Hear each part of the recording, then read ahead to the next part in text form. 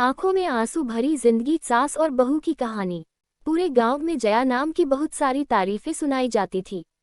वह न केवल सुंदर दिखती थी, बल्कि उसके मुलायम स्वभाव और सबके लिए समय निकालने की योग्यता के चलते सब उसे प्रेम करते थे।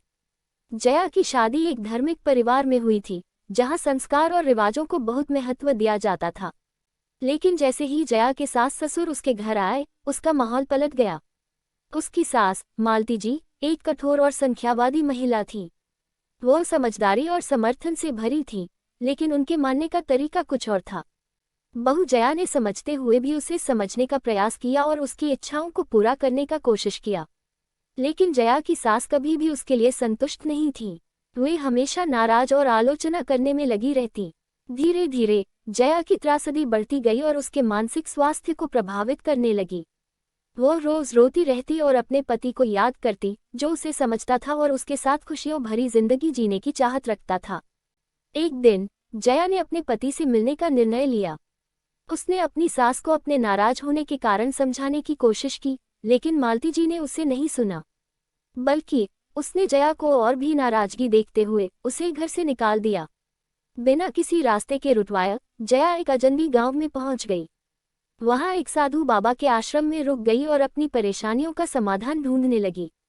बाबा ने उसे ध्यान दिया और उसकी बातें सुनी। उन्होंने जया को समझाया कि वह सब कुछ कैसे संभाल सकती है और अपने जीवन को सकारात्मक दिशा में ले सकती है।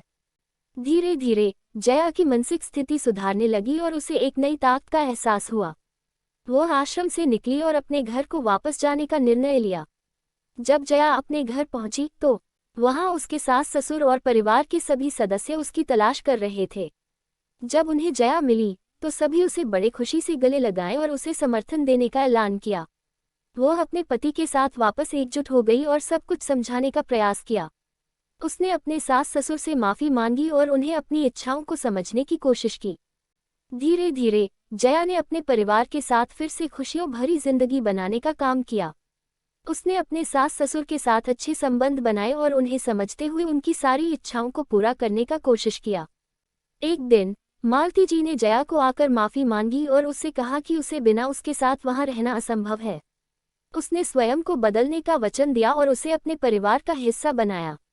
इस घटना के बाद से जया और मालती जी के बीच संबंध सुधार गए और वे एक दूसरे के साथ एक साथ खुशियों से जीने लगी।